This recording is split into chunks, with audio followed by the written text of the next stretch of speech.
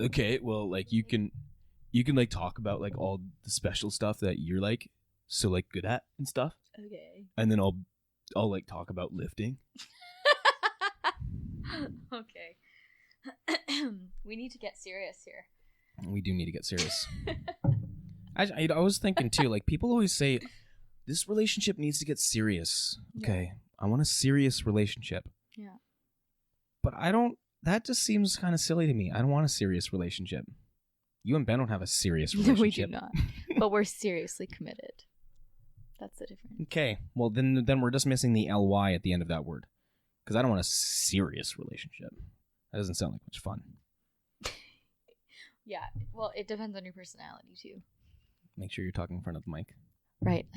So I can't look at you ever? You can look at me. I have to just tilt my neck? Yeah, you have Are you to, going to like... pay for me to get a massage after this? Because this is like abuse. This is it. I am an abusive asshole. If you remember from our argument all those years ago. Oh my God. I am abusive. Okay. All right. Yes. Is this actually going to be on the podcast? Yeah, probably. Oh God. Yeah. All right. Okay, well, where do you want to start? Well, Sheleana, thank you very much for coming back on the show. Thanks for having me. Yeah. When's the last time I came on? It was like 2 years ago? Yeah. Was it? Yeah, it was 2 years ago. Yeah, wow. That's a long time flies, ago. hey? Yeah. It was after you spoke at Man Talks. Right. And you were talking about holding space. Mm-hmm. I think. Yeah. And Yeah. then I was talking to you about, and then I interviewed you about holding space. I'm curious what I would say about holding space now, 2 years later. It's so funny how quickly things can change. I haven't listened to that podcast in a long time, so I don't remember what I said, but I don't remember what you said either. Perfect. We talked about a lot. Mm-hmm. We talked about a lot. Yeah, we talked about conscious relationship, and we talked about working with our teacher, and yeah, that was group when we therapy. had just started. Yeah, I think you had just started. I had been in it for a little while. Yeah, I think we had just started together. Yeah. Mm-hmm. Yeah. Yeah, and Ben and I had only been together for like a week. No, a couple months. I think. Was it a couple months? I think it was like a couple months. We've been together for 2.5 years, so I don't know. Yeah, well, I'll have to do a timeline. It wasn't very long. Yeah. I'll have to do a timeline. Yeah. Oh, the fresh days. Yeah. They were fresh days. They were right. super fresh. Yeah. Okay, so now you've got this brand called Rising Woman. Yeah, I had that brand then as well. Just wasn't doing much with it. Oh, yeah, you're right too. Yeah. So, what is Rising Woman then? Because like let's dive into that. I've got a bunch of questions written down here, and obviously this is very it's a very formal very, interview. Yeah, let's get serious here. Okay. What is Rising Woman? Rising Woman originally was this idea that I had to create a platform for women to use their voice. And I know that sounds kind of like ambiguous in a way, but what I've always seen myself doing is being a bridge for women who have something amazing to share, to teach, and helping them bring that to the world. So I not only want to like share my writing and the stuff that I'm learning along the way, but I also want to create a space for other women to do that too. And recently, my friend Heather and I decided we were going to partner up, and she's going to come in and partner with me in the company to kind of take it to the next level in terms of creativity. So we currently run an offline women's group. It's called the Rising Woman Sisterhood, and we're expanding right now. We're opening up a few new chapters in March and April, and we come together once a week. We do a lot of group therapy stuff, processing, family systems type things, but we also just, sometimes get together and have a potluck. So it's nice to do that. And we're getting to the point now where, we've got 35,000 followers on Facebook, and a growing private community of about 5,000 women that are in our private groups. And so we're going to take our sisterhood online essentially and create like a women's group that's very similar to what we do with our women offline, but in an online container, so that we can take women from other parts of the country and the nation to like work with us and do a lot of that work. So we do a lot of stuff around like conscious relationship, inner child work, trauma, shadow work, all the stuff that's like kind of necessary in order to be woke. Yeah. #woke. #woke. In Wokesville. Yeah, basically what Rising Woman is a platform for women to learn how to take responsibility for their own minds, learn how to step deeper into self-acceptance. It's not like here's 7 ways to love yourself in this like really new age love and light sense of the way. It's more about kind of going into those dark, grimy edges of psychology and of our minds, and really owning everything that's there so that we can actually accept all of ourselves and stop projecting all of our fears and our limiting beliefs and our negative thoughts onto other people, thereby, destroying or sabotaging any chance of having a good relationship. That sounds really important, especially nowadays, because of like for women's empowerment. A lot of the women's empowerment is believe in yourself, believe in yourself, believe in yourself, but there isn't necessarily all that much about the darker aspects of our personality that can really sabotage what it is that we're doing. Yeah, I mean, we all have very limiting thoughts. We all have really dark, negative beliefs about ourselves. We all either think we're too much or not enough. We all secretly have these thoughts that, maybe there's something so different or so special about us that nobody could understand. I mean, some of us have these thoughts more severe than others. But it's kind like of a teenager. You don't know me. Yeah, but it's like a human condition, right? I really love there's a therapist named Harriet Lerner, and she's written like 10 books, and The Dance of Anger, The Dance of Intimacy, The Dance of Connection, The Dance of Fear. I'm reading that one right now. And she said something recently in one of her books that I loved. It was that which we think is the most, something along the lines of like that's which we think is like the most unique and like unlovable about us is usually what is also the most universal and human. Essentially, the things that we think are so dark and wrong about ourselves that we have to hide are generally the things that also connect us to every other human on the planet. So when we get a group of women together, for example, and we've done this process together too, where we sit in a circle and we all reveal our deepest, darkest secrets or our thoughts about ourselves, it turns out that we're actually not so different. And we actually all have these thoughts sometimes. So when we are told to just believe in ourselves or, just love yourself, it's not really actually that simple. There's a lot of inner work that needs to be done and a lot of acceptance work that needs to be done in order to truly love who we are, because we aren't just light and we're not just dark. We're both, and that's actually a good thing. So that's, yeah. Yeah, that's, I mean, it's a Taoist philosophy. Mm-hmm. We're not just, we're both. And I just learned this recently, that the yin and the yang, where you've got the dark and then the light of the yin and the yang, the line that actually separates the two, that's actually an indication that it's not a straight line between both light and dark. There is a dance between going into the light and a dance of going into the dark, and that's the way of the Tao, is like in between the two. And I thought that was really interesting when I just learned that like 3 or 4 days ago. What you're saying is also why I don't really like the advice of just be yourself. Mm-hmm. Because if you've got all these aspects of yourself that you don't fully understand or fully know, or you're ashamed of certain parts of who you are, you need to go into a lot of self-acceptance first before you can start to be yourself in exactly. who you really are. And what does that even mean? Like, be yourself? Well, how can you be yourself if you first of all, don't even know who you really are? And second of all, if you don't even like who you are? Well, here's the reality is most of us are running around constantly in our minds, playing out the same old story over and over and over and over again in our heads. And that story has essentially run our lives. It's been what we have been running off of since we were kids. So whatever we learned about relationships, whatever we learned about our bodies, whatever we learned about what it means to give or receive love or to not give or receive love, whatever we learned about trust, self-respect, all of these things are learned very, very young. Right. And, sometimes we have an incident where it might be a very small incident. Like maybe we were really humiliated one time at school. And we learned, we can't use our voice. Maybe we were told in our family system that, you don't speak up because if you do, like, you have an inflated head, and it's not good to do that. Or, maybe there was violence in the home, and so, you become a very angry person, or you become avoidant of relationship, or as soon as somebody gets angry, you jump ship because you're afraid of it. There's all of these things that can program us, and then we come up with these stories, and these stories are often, very simply, I'm not enough, or I'm too much, or there's something about me that's wrong.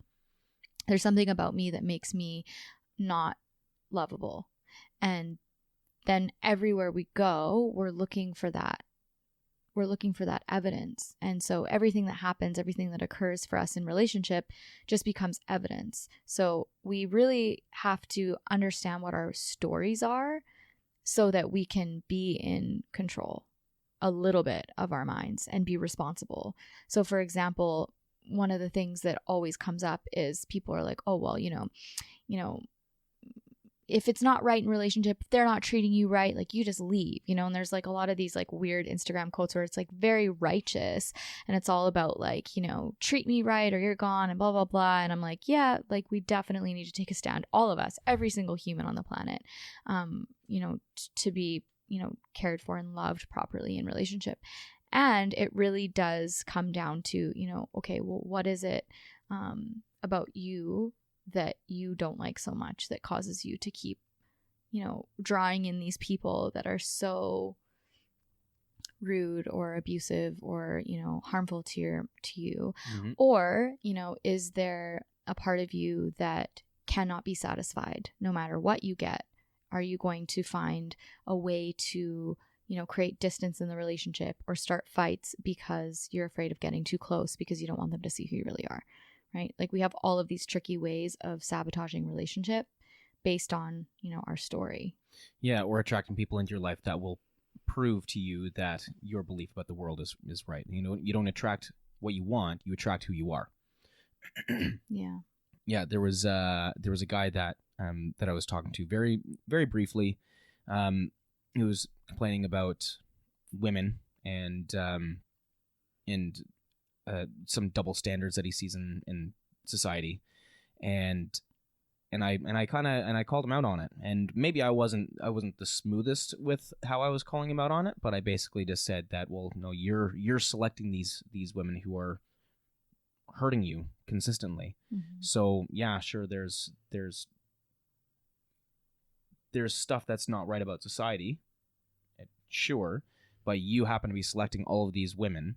You thought they were different, but you keep on getting the exact same result in the exact same type of woman doing the same type of thing to you. So it's not that women are bad, it's that you still haven't processed something, so you're selecting those women because you haven't done enough reflection into who you are and your unconscious motivations. Yeah, and he wasn't really having it, so he wasn't really ready to make actual changes in his life. He just wanted to be heard, mm-hmm. which is understandable. There's a certain phase where you just have to be heard, and mm-hmm. and then through that, then you can start to make some changes. But yeah, well, if I can add to that, partially what you're talking about is how, let's say, I'm going to give a personal example. I like using personal examples because sometimes the stuff that I say can be a little brazen, but I say it based on my own personal experience. And there's always an exception to a rule. But, in terms of like attracting abusive partners or, having, my abandonment wound ripped open, I've kind of got experience in those realms enough to know what was going on in my mind at the time. And it's often true for many others, and especially women that I work with. I tend to attract a lot of women who have similar stories to where I was, 10 years ago. So I'd like to learn more about where you were 10 years ago. You already know. You just want me to. Yeah. I do. We can talk about that. Okay, so a personal example is that I grew up in and out of foster homes. My mom was mentally ill, and she had me very young. She was 22, which isn't so young, but I mean, gosh, I'm 30, and if I had a child at 22, that would have been insane. It seems very young, She was mentally ill. She was not well, and she was an alcoholic. And I also grew up without a father. I never met my father. I didn't know who he was, and so I always had this feeling of being different and not really being like a normal kid. And I would often be alone a lot because my mom would go out and drink and leave me home at like when I was 2 or 3 years old. And she'd come home and, you know, she was really drunk and she would be throwing up. And so I would brush her teeth or I would brush her hair and I'd make a bed for her on the floor in the bathroom and put her to bed. And then I would go to bed. And I was essentially a caretaker. And then, you know, throughout my early life in and out of foster homes, running away a lot, I was really like kind of like a rebel kid, obviously. And so I sort of had this very like survivor mentality, lone wolf, but like can't trust anyone. Like I could do it all on my own. But then this underlying feeling of like I'm a piece of shit. You know what I mean? Like this like really deep, dark feeling of just not being good, like being like a dark, unlovable, unworthy human because of the fact that like I grew up in foster homes and I went to this like rich high school, but I was like this like kind of poor foster kid. And, you know, growing up, foster kids are usually looked at as like the bad kids, right? So there's like a lot of stigma around it. So, you know, underneath all of that, I had this feeling. Plus I didn't have a father. So, you know, my mom would bring me to church or something and I would get really judged, you know, for not having a father. So there's all these like early... You would get judged. Yeah, because, you know, there's a lot of, well, I mean, gosh, and I had it easy because I grew up in the 90s, right, in the 2000s. But if you were fatherless in like the 50s, you'd be called a bastard and like you'd get made fun of really badly. It was really bad, right? And I fortunately didn't. Which is kind of crazy have... because it's not like you had any control over it. No, but we're not. None of our judgments of others are usually logical, and they're usually about our own fears, right? So we're always looking for somewhere to put our fear or our anxiety. And that's usually outside of ourselves onto someone else, right? So that's just how it works. But ultimately what I'm saying is that, you know, that was my early foundation, and that's how I developed this story that like, you know, I'm ugly, I'm wrong, I'm gross, I'm unlovable, I'm bad. Like people think bad things about me, and, you know, there's just something wrong about me, you know? And so when I hit 19, you know, I somehow magically found my way into like a pretty abusive relationship, isolated from people, got myself into a lot of trouble there, right? But there was a part of me that really used that man at the time as an external way to validate my deeply unconscious self-loathing, if that makes sense. So when I say this, I'm not saying that, you know, well, I attracted it, so it's okay. If you don't want to get with an abusive man, just like, you know, work on your mind. I'm not justifying the things that he did, but it doesn't actually help me to just say, oh, this just happened. I have no idea how it happened. I had nothing to do with it. Somehow he was the only one in that relationship. I was there. So how did I get there? How is it that I allowed this person to abuse me? Well, obviously there was something in me that believed that I deserved it, or that, you know, I couldn't do better, or whatever, you know. There's lots that you didn't deserve better, that you deserved to be treated like shit because you yourself felt that you were a piece of shit. So you found someone that would treat you like shit. So even though consciously you would say, I'm better than this, I don't deserve this, deep down, you hadn't done the work yet to understand that you really felt like a piece of shit, and this person was just validating that world that you were living in. Yeah, and you know, it's interesting at the time. I mean, I've always been considered a fairly competent person to people, but I have a lot of battles in my own mind around like self-worth, just like everyone.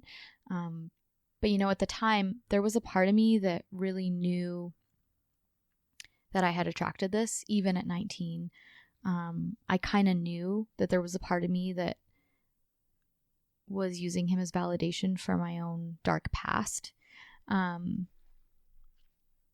And I can remember this one time. It was one of the worst times, and I had escaped to the bathroom. And we should probably put a trigger warning on our podcast today, because this is going to be like some pretty dark, deep, raw, real stuff. So I'm going to just tell a story about a moment where he had physically attacked me, and I ran and I got into the bathroom and I managed to lock the door. A lot of times I wasn't able to get there fast enough, and I just managed to lock the door. And I looked in the mirror and I was shocked because I didn't recognize myself. My whole face was swollen and bleeding and black. And Are you serious? Yeah. So he beat you up. Yeah, like I was physically like battered. Yes, like I have like permanent damage in my body from this relationship. So yeah, it was quite intense. But I looked in the mirror and I had this like insane moment where all of a sudden it was as if someone was just like forcing me to get this message. And it was like, you're going to speak on stage to women one day about this moment and you're going to help women. And a year ago, I did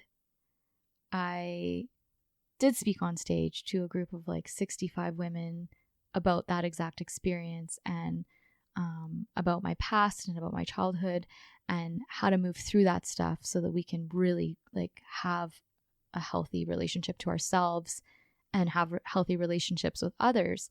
And it really came full circle. So, you know, even when, you know, things are really shitty and, you know, it's really dark, taking responsibility doesn't ultimately make things worse. It makes things better. And that's the point.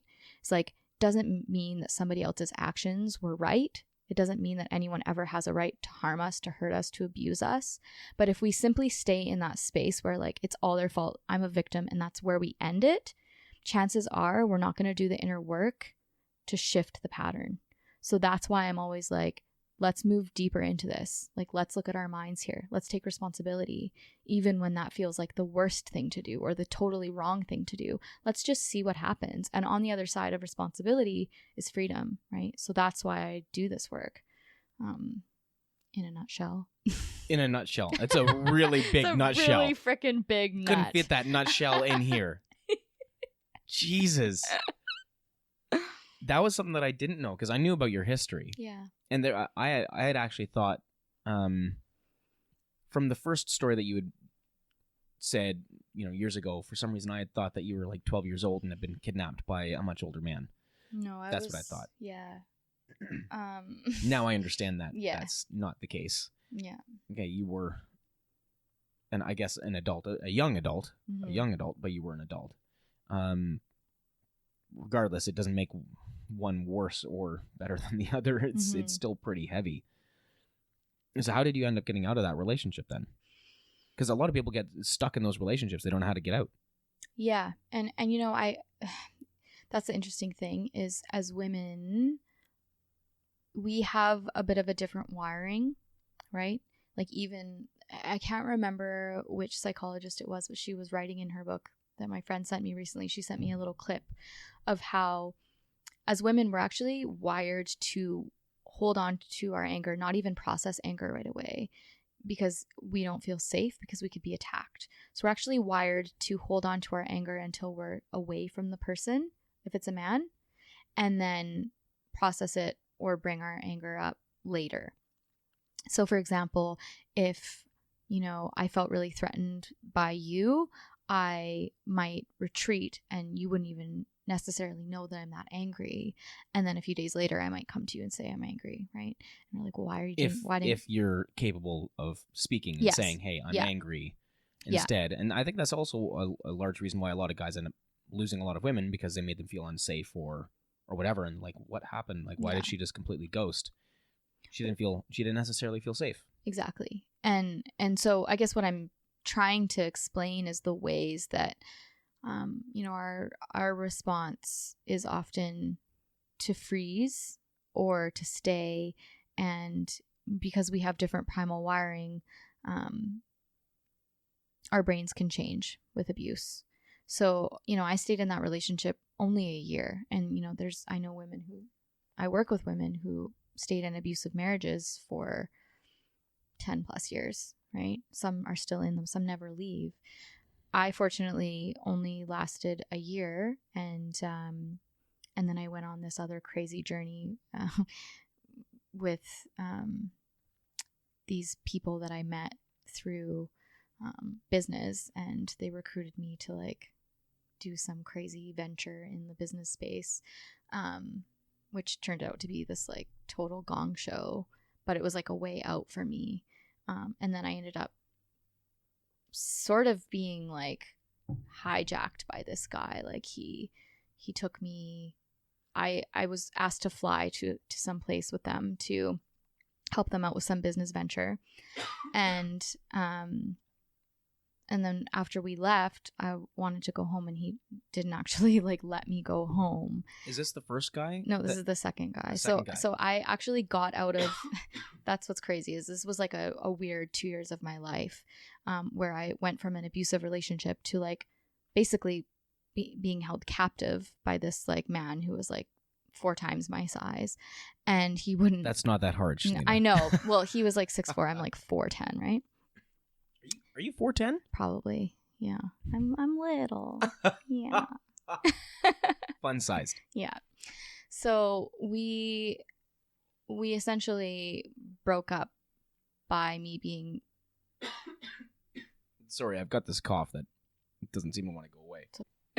Okay, so where were we? Yeah, so I basically came out of that relationship into this, weird kidnap type situation. My brain was total mush, and I would try to escape, and he wouldn't let me. He would like hold on to me or like keep me there. And then on the days that I could escape, he would take me out and spend like, $1,000 on dinner and like, just take care of me in a way. And I was recovering from this like really abusive situation. I had isolated myself from everyone. I had no friends, nobody that I could talk to, because I had just completely cut off myself from anyone healthy. And so I kind of just stayed around in that for a while until I got the courage to really leave. And one day in the middle of the day, I just packed up some of my stuff and I left everything else. And I moved into this like little apartment. And by then I had started like a little business and things like that, importing like clothing and selling it online. So yeah, that's how I got out of it. And that was like my first 2 years of, I was 19 and 20 at that time.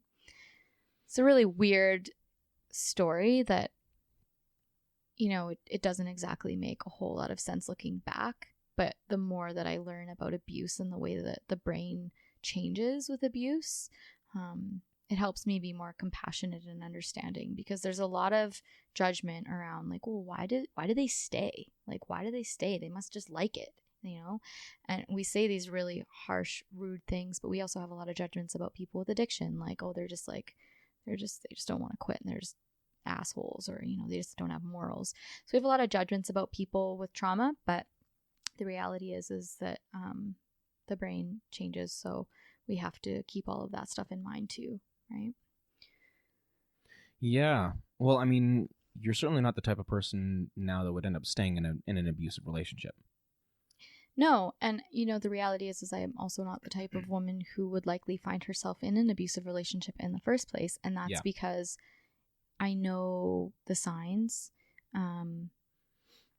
I knew the signs then. The first time I met that guy, I knew.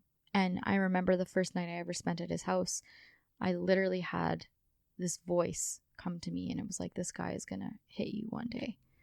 And I felt freaked out by that. And I remember just sitting on his couch in his living room for a while and being like, what was that? But I knew, right? Like, I'm not saying everybody's going to have this like supercharged intuition, but what I do know is that there are always warning signs. But if we are living in a story from the past, if we are still incomplete with abuse that might have happened in our childhood or between our parents, or if we're still, suffering from trauma from a loss that we didn't grieve, chances are we will be less able to see the red flags when they're right in front of our face. So now, all of the people in my life are kind, loving, respectful beings, and I am that too, right? But it's because I've shifted and I have a much different inner world now, right? So how did you end up going? So you broke you ended up getting out of the relationship, both of them. Yep. How did you make the interchange? So you made the outward change of getting out of it, both of them, and then starting your businesses and whatnot. How did you make the interchanges so that way you wouldn't find yourself in those relationships, in those kinds of relationships again? Because I think that's the biggest thing. Yeah. Well, it's been a really long road, And I can't exactly say what happened initially. It was almost like a light bulb went off. And I don't have some like 2-step, 3-step program to recommend really, because it was like a light bulb went off. All of a sudden I was just... 3 steps to enlightenment. 3 steps to enlightenment. 3 steps to life change. Sign up now for just $9.99. So what happened was all of a sudden I just had this flash of, I want a better life. And I had always wanted to be like a powerful, successful woman. Like I always loved writing. I had been writing since I was like a little girl. I once took like a vow of silence for 3 months and only wrote, and I filled like 12 journals. I wrote my first storybook when I was in grade 3. Like, you only wrote for 3 months? Yeah, something like that. What do you mean you vow of silence? Like you didn't like talk I wouldn't to talk anyone? to anyone. I think I talked to my teachers at school because otherwise I would have got kicked out. But like after school, like I wouldn't talk to anyone. If anyone wanted to talk to me, I only wrote to them. I was just weird. Like I'm a weird person, but I loved writing. Like I'm a writer, and I always have been. Like I was my teachers were like secretly submitting my poetry to, you know, national poetry festivals and winning when I was like 12 years old. So I always had this side of me that was like determined to be successful. I always knew like I wanted to have an abundant life. I wanted to make a lot of money. I wanted to be a philanthropist. I had these dreams already. And, you know, interestingly, being in foster homes gave me some exposure to different types of lives I could have, right? Because I could see into all these different options. And so I started to develop a taste for, you know, what's it like to be in this type of life or that type of life. And it actually gave me some good exposure. And so I already had that side to me, and I can't really say how we get those or how we don't, right? It's just our personalities. But when I got out of that relationship, I just decided that, you know, this was it. Like I was going to, and I started envisioning things. I started like closing my eyes and just imagining myself surrounded by like amazing friends and, you know, traveling and supporting others. And then I attracted a group of amazing friends right away. And I went down this like really woo-woo path for a while. I was like a new ager. Like you? Yeah. Went new agey? Yeah. And oh yeah. hippie? When I was like 21 years old, I was like all about crystals and like energy healing and like, oh, just heal yourself with blue light, you know? Yeah. This isn't actually nearly as bad as when I I could definitely see you going that direction. Well, you're not nearly the decor is one thing, but yeah. You're a lot more grounded. Mm-hmm. A lot more grounded. You're like a grounded woo-woo. Yeah, I mean, I'm still like a spiritual hippie woman, but when you talk about moon cycles as much as you do, well, which I'm actually curious this is like about. ancient wisdom, okay, bro? Okay. So, but there's a big difference between like the whole love and light movement and like being an integrated spiritual human being, right? Okay. I think, anyways. But anyways, let's just skip forward. I don't know what I did. I just went down the path of a seeker. I became a seeker, and I started to learn everything I could about every area of spirituality. And I dabbled and I dabbled. And then I got married to this guy who totally screwed me over, and I got divorced from him. And then I went deep into shadow work. And I realized that, you know, my patterns still weren't complete. Like I had attracted this guy who was like way better than all the other guys that I had attracted. So I was like, oh, my pattern's complete. But that wasn't the case. I actually needed somebody to deeply betray me and like rip open those childhood wounds that still hadn't actually been opened from all those other relationships, because I wasn't ready to see what was happening. And so when my marriage ended, all of my childhood wounds came ripped open. My abandonment wound was just on the table for me. And I started working with my teacher and doing like deep shadow work, inner child work. And that was the kicker for me. That was the one thing that really shifted things in my mind and moved me to this place of like having just this most amazing conscious partner and like actually having what I consider to be as perfect of a relationship as could be. Like nothing's perfect, but like if there was a perfect relationship for me, it would be the one that I'm in. And I never ever imagined that I could have that. I never thought I could have what I have with Ben. And the community that I run. He's a pretty good guy. He's freaking amazing. Terrible shot. Yeah. Terrible shot, but I'm not. What, I won't when you tell guys him were that. at the shooting range? Yeah. Yeah. Well, he shoots his gun like once every 4 years, right? It's not like out on the range every day. No, I wasn't really shooting all that well either. I don't know if it was the rifle or if it was me. I don't know. I'm gonna blame the rifle. It was it's better for my probably ego. you, I'm guessing. Definitely not. Yeah. Definitely not. I was not operating the rifle. The rifle was operating me. I'm gonna change the microphone for a second here. Cool. Good. All right. That's good. Now people can see your face. Hi there. That's Sheleana right there. That is Sheleana. I'm gonna hide behind here. Yeah. Okay. Okay. So you went down the path of the seeker. Mm-hmm. I want to shift gears a little bit. Okay, let's do it. In this path of the seeker, you've learned about the mother wound. I have learned about the mother. I have no idea what the mother wound is. Oh, really? I know when it comes to women, yeah. I'm curious. I mean, I know in a lot of ways what it means for men, but I don't know what it means for women. What is the mother wound? Okay, this is one of my favorite subjects in the world. Okay. It is probably my favorite work to do with women because of the fact that it is so freaking relevant to who we are and how we show up in our lives in every way, in our businesses, with our friends, with our partners, with potential partners, on dates, everything. It's just like, it's the thing. The mother wound is the thing. So we learn about our bodies and who we are from our mothers. We are composed of the same DNA and genetic material. And while she carries us in her womb, her energy and grief or sadness or fear or happiness or joy, it all impacts us. And this isn't like some woo-woo bullshit that I'm dropping on you, while it may sound that it is. Even if you look at studies around, I'll give you an example of one study where they took 2 groups, women who were pregnant with a child and their partners had died while the baby was still in utero, and babies who had just been born and then their fathers died or their partners died. Now, the group where their fathers died while they were still in the womb and the mother was grieving, and they had experienced grief, they had much higher instances of addiction later in life. Really? Yes. And there's a great book called Mother-Daughter Wisdom by Sheleana Northrop. She's like the godmother of all women's work, in my opinion. And I'm surprised that more people don't know about her. Say her name again? Sheleana Northrop. How do you spell Christian? CHRISTIANE.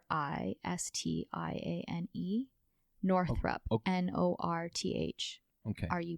This was a spelling bee. Didn't think I was going to put you through that, did you? Well, it's okay. I'm an amazing speller.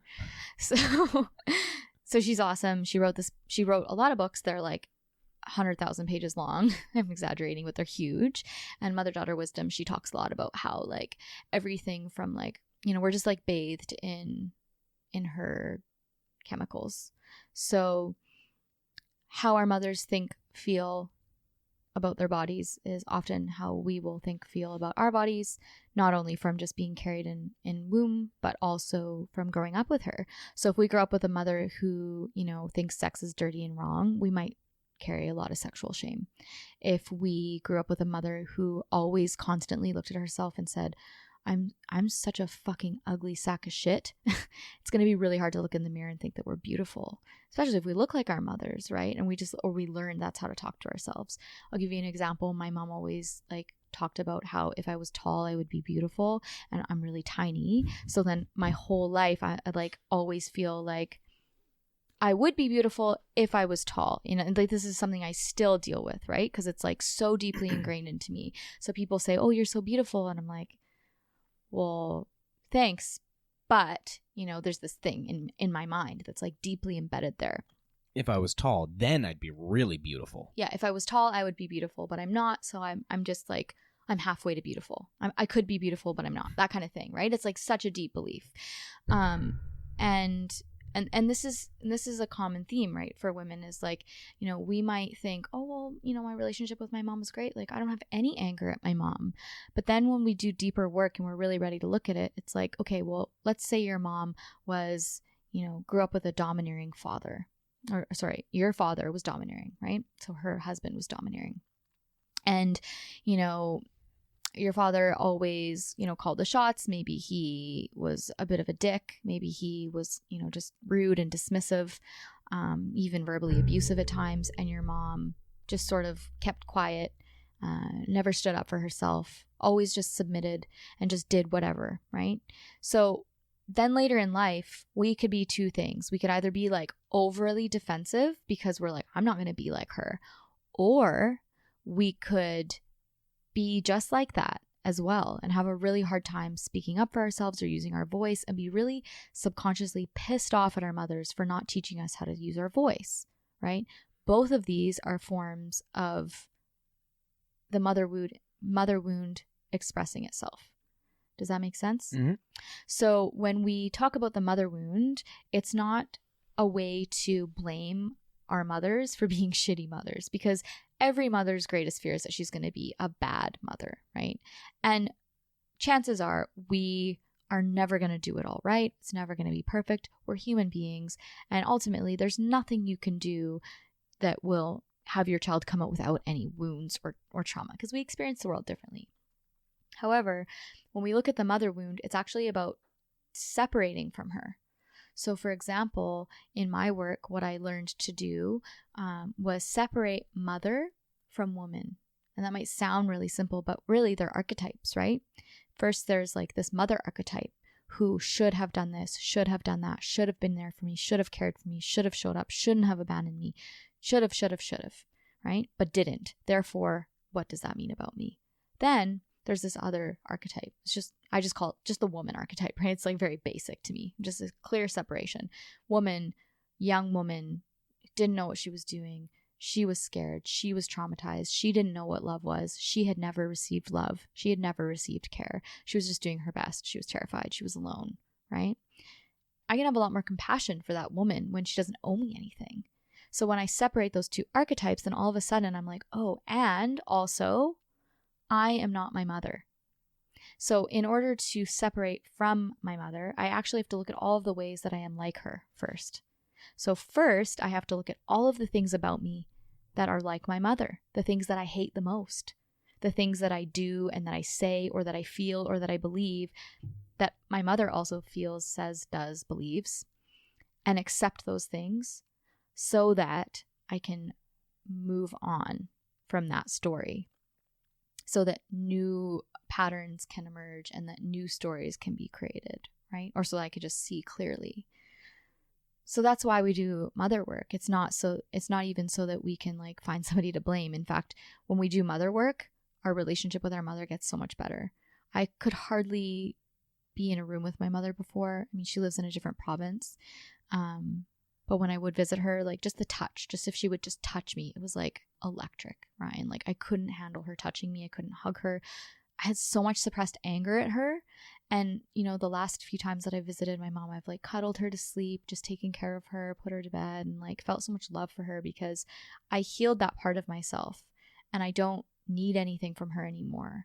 And I've just seen her on her journey and I've accepted, you know, that this is the way that things are. And the only thing that I can do is create a better mind for myself and a better life, and love her. So doing mother work ultimately makes everything better. I've had women who kind of fight me in sessions a bit at the first time. They're like, well, I don't want to do this because, you know, like I'm not mad at my mom and like blah, blah, blah. Or I don't want to do this because, you know, I don't want to, I don't want to tell her this stuff to her face. And I'm like, that's not the point. Like, we're never going to bring this stuff to our mothers. We do this work with someone else in a safe container. And then from there, the energy shifts. And next time we see our moms, you know, we might not be so triggered anymore because what she does doesn't reflect on us. Does that make sense? Mm-hmm. Yeah, absolutely. It's the same thing for, you know, men and fathers' work, you know, their dad. It sounds like it's pretty much the exact same thing, but just a flip of the script. And it's really, really powerful stuff when you really dive into it. Yeah. And I've seen a lot of guys resist towards their anger towards their father, so I could completely understand that a lot of women would be resistant towards the anger or any kind of work towards their mother. I could definitely see that. Yeah, and women have a totally different relationship to anger, right? In our culture, in our society, we're told that if we're angry, we're like the outcast, angry woman. Nobody wants to be an angry woman. That's the worst thing you could be. It's better to be sweet or nice or quiet. It's better to be anything but angry. Because if you're angry, you risk being ostracized. You risk being left alone. If you stand up for yourself and you speak up, you're not okay with something, use your voice, other people might move away from you, right? Nobody wants to touch hot coals. But if you keep quiet or if you stay sweet, you'll still be safe because people will still be there. So we quiet ourselves, right? I often reference politicians, for example. You get, some man out on the stand and he's, showing his anger, his edge. He'll be portrayed as powerful, right? As like a real go-getter, like a boss. And a woman might be called erratic or unfit to lead because she's too emotional or crazy. These are the stereotypes that women get, especially angry women. And, granted, there's a lot of learning to do in how to express our anger healthfully. And that's been a big path for me because I'm a very fiery woman. So I've had a lot of learning to do in how to express my anger healthfully. But anger is action. Anger is the fire. Anger is what helps us move through a situation and change it for the better. Or we can totally just destroy everything and burn everything down around us. But those are the two ways that it can express itself. But if we use anger for what it's for, anger is actually meant to help us change our situation. That's what it's for. So when women say that they don't want to do anger work or that they don't have any anger, I will sit there and I will wrestle with them. I will wrestle with their minds for an entire hour if I have to get them to see the part of them that is angry, because that is the part of them that is the most powerful. That is the part of them that will allow them to move through their situation, move out of victimhood into responsibility, into this like part of themselves that can make positive change, right? So anger isn't a bad thing. It's just something. It's something that we need to learn how to work with. Absolutely, it's the unintegrated anger, which can be really destructive and quote unquote bad. But because we don't do a lot of anger work or processing or learning how to handle our emotions, we don't learn the positivity and the the strength and the constructive nature of anger. So our society looks at anger as something that's just naturally destructive, which that's only one side of the coin. So how do you express your anger then in a healthy way? Well, I don't always express it in a healthy way because I'm human. Sometimes You're not perfect? No, I'm not. But you're a teacher. You're supposed to be perfect. Yeah, another really sad You're supposed myth. to know everything. Really? You're supposed to know everything. Oh. Absolutely. There's no room for fault. Okay, well, I'll work on that. Maybe in like 10 more life cycles, I'll try to get there. Okay, and then you'll be Buddha. And then that sounds so boring. I can't even sit still for like 5 minutes. I'd never be able to be Buddha, but then make it 11 life cycles. What I'll say about anger is like whenever I talk to people, it's like, okay, so you don't have anger. Have you ever, and often the people that say they don't have anger, I go, okay, well, the last time that you got in a really big fight with your partner, what did that look like? Did you act out? And a lot of times there's a lot of shame around that. Like, yeah, I did. But like, I actually I screamed and I yelled, or like I lost control, or I broke a dish, or I ripped down a curtain, or I whatever, right? Or I went and cheated on them. I didn't actually have an argument. I just went and cheated on them. Sure. That's like a more suppressed form of acting out our anger. But, anger will always come out. It's just about either owning it or suppressing it. It's not like if we don't admit that we have anger, it won't come out. It actually makes it worse. When we own our anger and we let's say we go into like a group therapy chamber, or you work one-on-one with a coach like me, or like somebody else in the community like you who does processing work with people, right? If we work through our anger, we process it in a safe way, and we own it, and we look at our anger and we're like, okay, that's okay. It's safe. I'm allowed to have anger. That's all right. Then it's not banging at the door so loudly. But when it's like locking a child in a room, right? If you have like a little toddler and they want your attention and they start yelling your name, they're like, Ryan, Ryan, Ryan, and you don't acknowledge them, what happens? They get louder and louder and louder and louder, and then they freak out. They explode. Ryan, and they start screaming and pounding on things. Like an archer. Lana. Right? Lana. Yeah. Lana. Lana!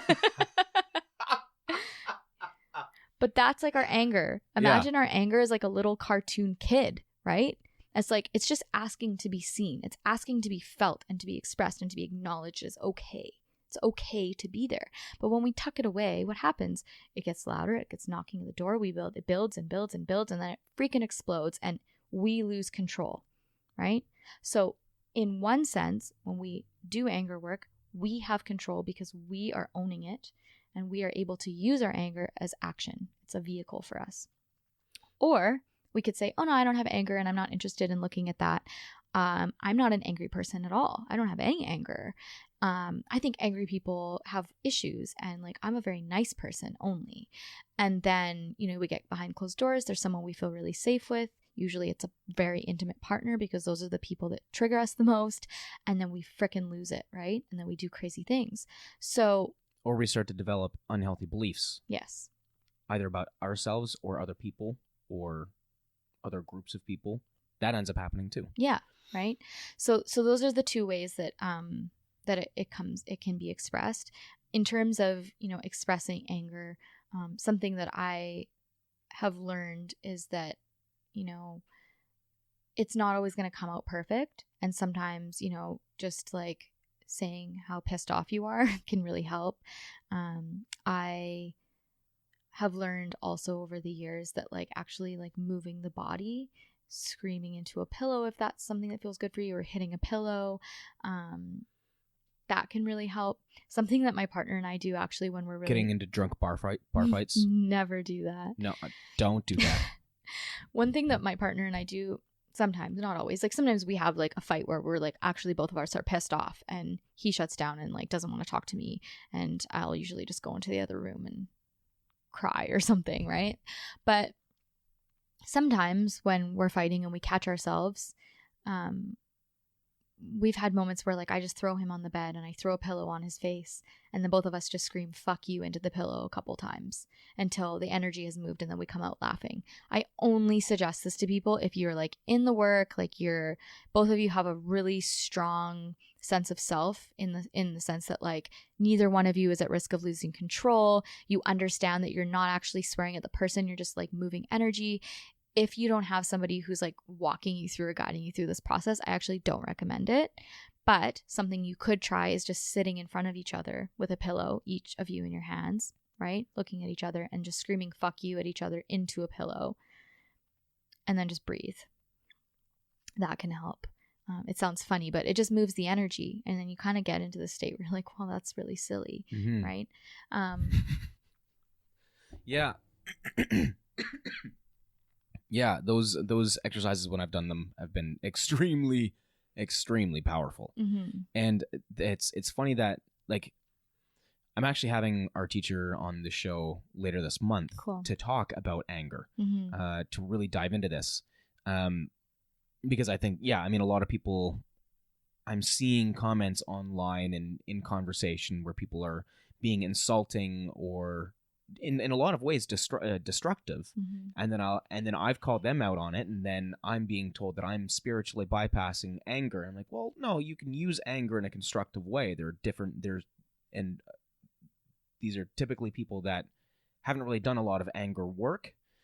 They just think that, oh, I'm angry, and then they explode, and then they behave in destructive ways, like insults or demands. And that's the thing, right? Is we do have it confused. Like, that is definitely an expression of anger, but that's the shadow expression of anger. Yeah, absolutely. A more healthy expression of anger would be to, take a breather and then sit down in front of your partner and say, I'm angry at you because, when I was a kid, so this is an example, right? In my partnership with Ben and I, one of the things that we have worked through, we're getting pretty close on, is whenever we've had conflict, he has more of this like he shuts down and I want to fix it now. That's right?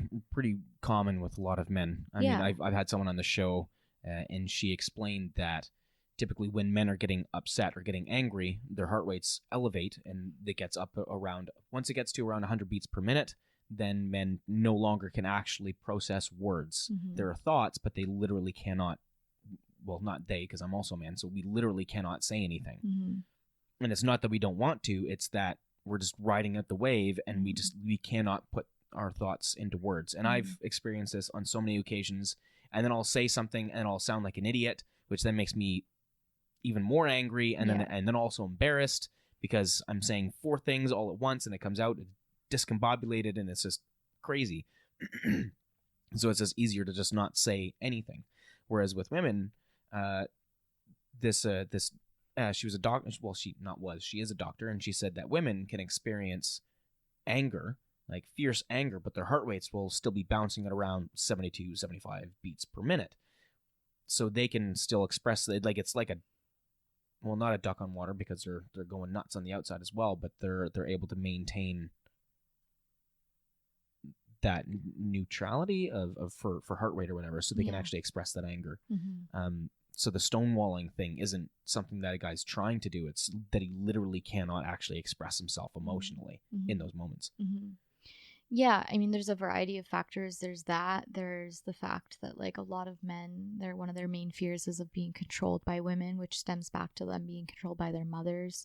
There's the fact that, like, men oftentimes experience the world differently, and so, you know, for example, my partner might be having a completely different experience, and when we get into conflict, I can be very fast, and, like, I can keep up with where things are going, and he gets disoriented, and so he shuts down, and I could make that about me, which I usually had in the past. And then we started to get to this point where we were like, okay, this is the one issue in our relationship that is being asked for healing, because we engage in what we call conscious relationship, where anything that comes up in our relationship that triggers us about each other is really something that's asking for healing, that's usually from our past, and everything is ripe for, you know, exploration. So, you know, we looked at this thing and we're like, oh, cool, like, this is the thing that's asking for healing. So what is it? And it was the fact that, you know, when I was little, I experienced abandonment, right? Like being dropped off at foster homes, or like my mom going into the hospital for months at a time and me not seeing her. So I felt abandoned. And so anytime a partner shuts down on me, that's really triggering. Whereas, you know, he didn't have those experiences. He had a little bit more of a controlling environment. And this is classic. This isn't unique. This is like probably everyone's story in some shape or form.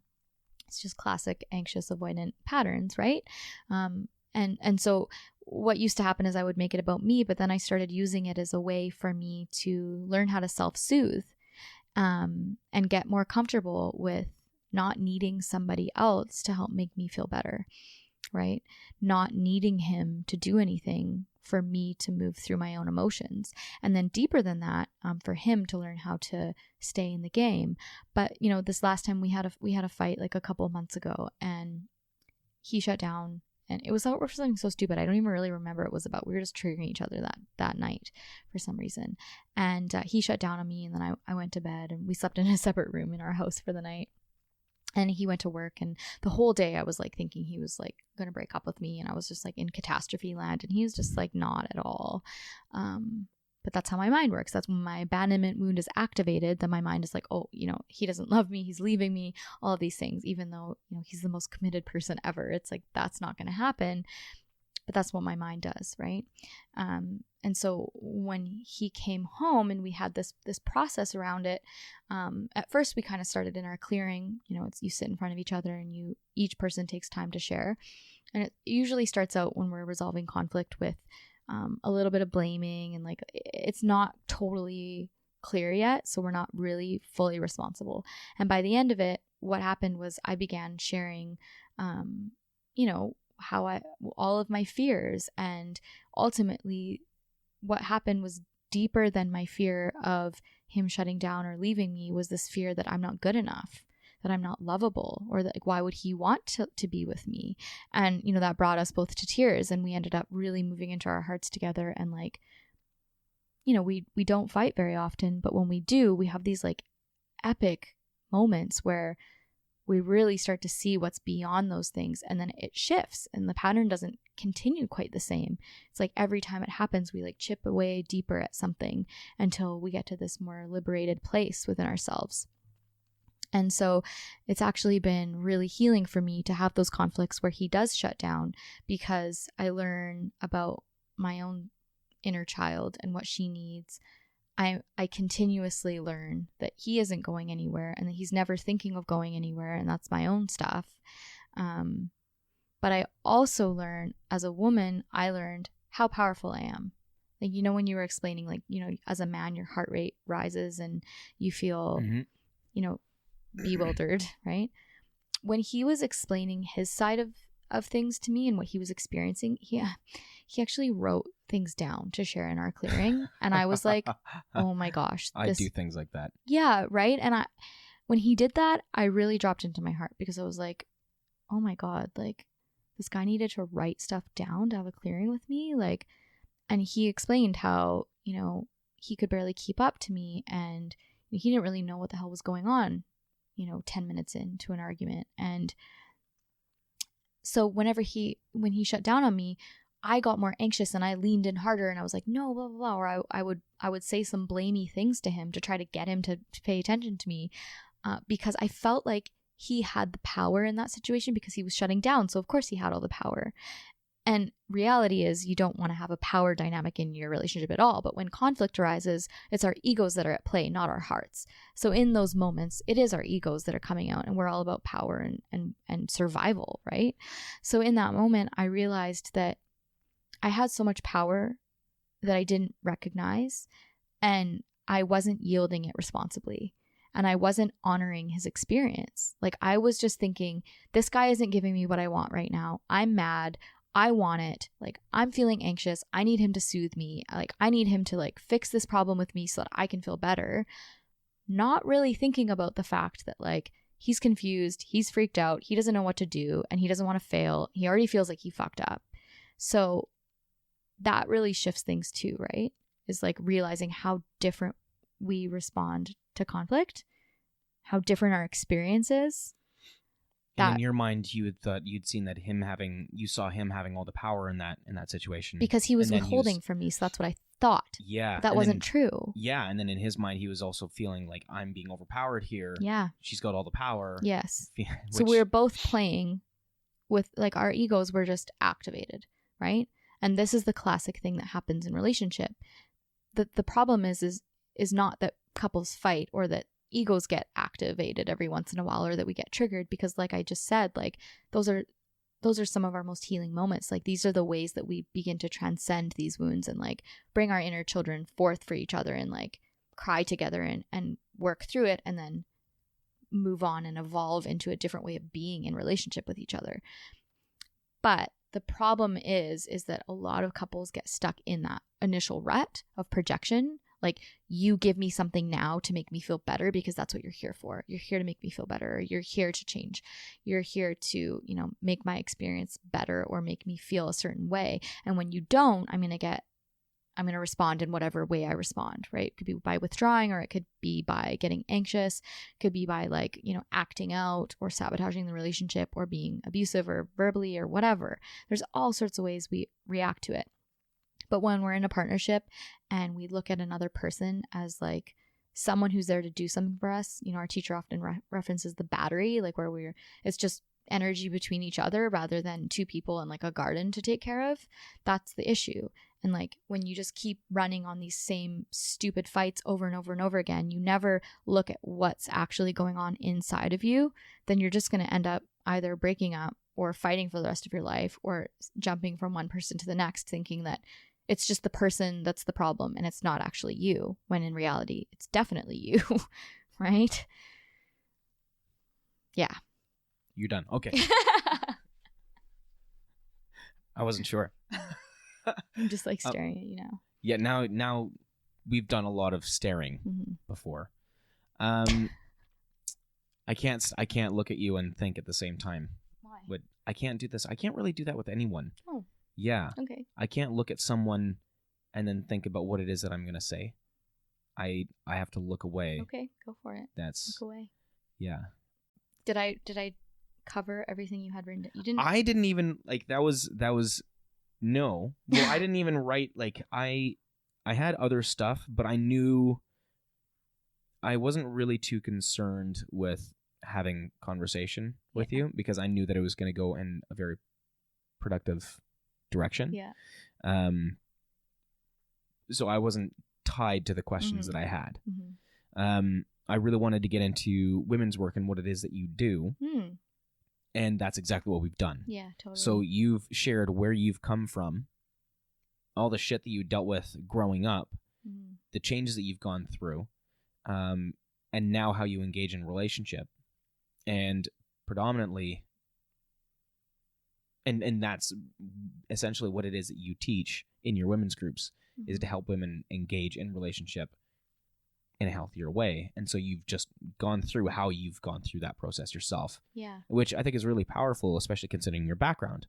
So to come from where you were and then to relate to men, because you've been treated like absolute shit by men when you were younger, to find yourself in this kind of relationship now and to have the kind of relationship with men that you do now, as well as with yourself, is, I think it's amazing. It's it's amazing. So I think that you're a perfect person to be teaching and doing these women's groups. Thanks. So I also treated men like total shit when I was growing up too. Just a little caveat. Was no princess back then. You were no princess. No, I was. Okay. It was a mutual hatred going back and forth, and that's the thing too, is like, it's never one way. If chances are, if I'm attracting men that are really angry at women, it's probably because I'm really angry at men, right? Yep, that's how it works. Yeah, and that was the case, right? And I still have like anger at men sometimes, like that I have to work on. It's just not something that rules me or controls me, right? Like, and I think we all have to be okay with having these things come up and just honoring that that's there, but it doesn't have to own us, right? So. Yeah. I'm really looking forward to having this conversation with, our teacher talking about with T. Yeah. About anger. I'm really looking forward to that. I really wanted to dive more into it with you, but I was like, I'm going to save that because there's other directions that we can go. Yeah. Well, thanks a lot, Sheleana. Is there anything that you feel is left, like any loose ends that you think need to be tied up before we end? No, I think we covered everything. I always love talking to you. We always have such good conversations. I mean, you and I, we're little chatterboxes together. We just go for hours. We always do. So I appreciate you having me on again and coming over to do this. All I would say, actually, maybe I do have one thing to add, is if something that you heard on this podcast today triggered you or pissed you off, or, chances are you already turned it off and you're like, oh, this bitch is ridiculous. I don't want to listen to this shit anymore. Probably not even listening anymore, but just in case you decided to stick it out to the end and you're one of those people who got really triggered, or you didn't like something that I said, feel free to reach out and like share that. If you want feedback, of course. If you want to just like insult one of us, then don't bother. But if you have some question, or like, you noticed yourself reacting to something and you want to understand that or why, and you're ready to look at that, feel free to reach out. And also just do some inner digging as well. Have an inner dialogue with yourself. Why is it that this causes me to react so much? Is there something about that feels true about me that I wish wasn't there? And if that's the case, that's like your first step to being self-aware and just seeing the parts of yourself that maybe you need to learn to love a little, right? So that's what I would suggest, just because we did touch on like quite a few like fairly deep triggering topics. And also, you don't have to be ready to do this work either. You will come to doing this type of work when you are ready, and that could be in another life, right? It's not for everyone, but it's a very rewarding path to look at your mind. So I would highly recommend it. Amazing. Well, how could people reach you then? So you can reach me at risingwoman.com, and I do one-on-one coaching there, and I take clients from pretty much all over the place, all over the world. We do a lot of phone sessions, or if you're local in Vancouver or in the surrounding areas, I do in-home sessions as well. And you could also check out our sisterhood. It's called the Sisterhood. Heather and I run that together. Like I said, we have multiple women's groups opening up. We have one big one right now, and we are expanding. So if you want to join a women's group, you could check us out, risingwoman.com, and then just click on the Sisterhood. And you could also find me Facebook and Instagram at Rising Woman. I'm learning how to use Instagram. I'm doing a pretty good job. Yeah, you put makeup on me this morning. That was so funny. Awesome. Well, thanks a lot, Sheleana. Thanks, Ryan. Yeah, awesome. Bye. Bye. That was good.